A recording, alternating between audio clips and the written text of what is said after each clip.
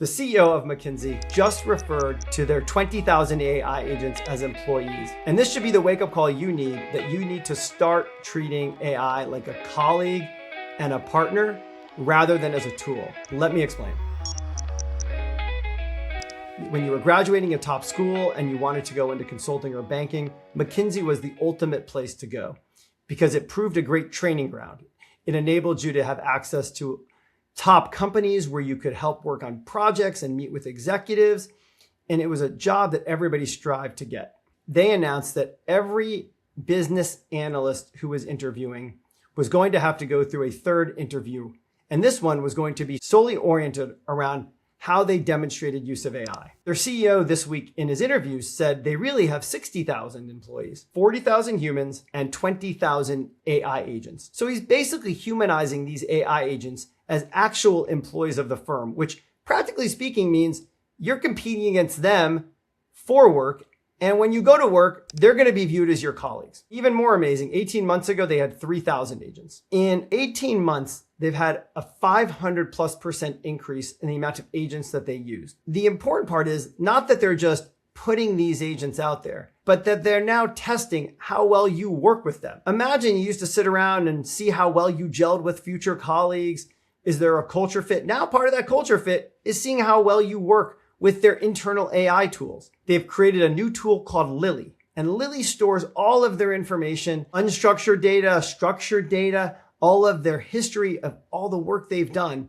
And they're very intelligently trying to figure out how to tap into that. Here's the greatest part though. They're not testing whether you know how to code. They're not testing whether you know how to build your own frontier model. All they're testing is your ability to collaborate with it, to use it, to prompt it correctly, and then to evaluate its output.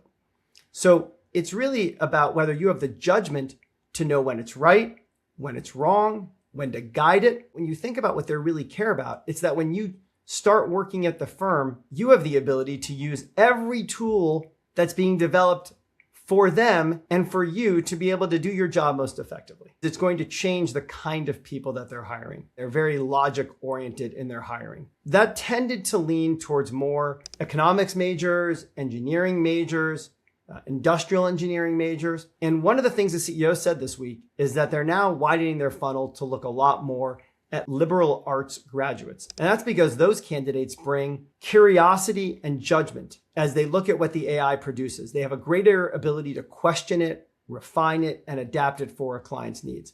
So they're looking at now the tools they have available to them, seeing what it means for their organization and adapting it. This is not just a small experiment for them either.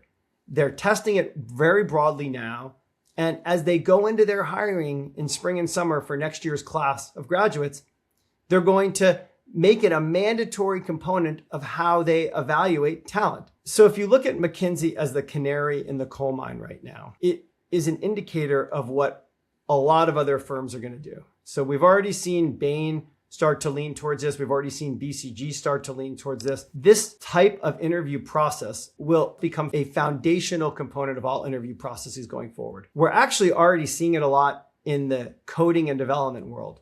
You've heard a couple people on the podcast talk about how when they interview folks, especially those coming out of school, one of the things they keep looking at is how well are they able to use the coding agents? What's their openness to using the coding agents?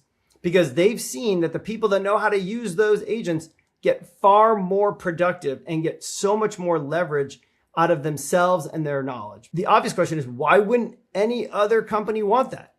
And so whether you're in marketing, whether you're in finance, whether you're in strategy, within 12 months, every single one of those employers is going to ask how you use AI, how well you use AI, what tools you use, and probably run you through an actual experiment where you're prompting and leveraging, if not their own systems, at least the ability to use a Claude, a ChatGPT, a Gemini in order to get the results that they're looking for faster. 20 minutes a day, 30 minutes a day can prepare you so much better for any single job opportunity at any level.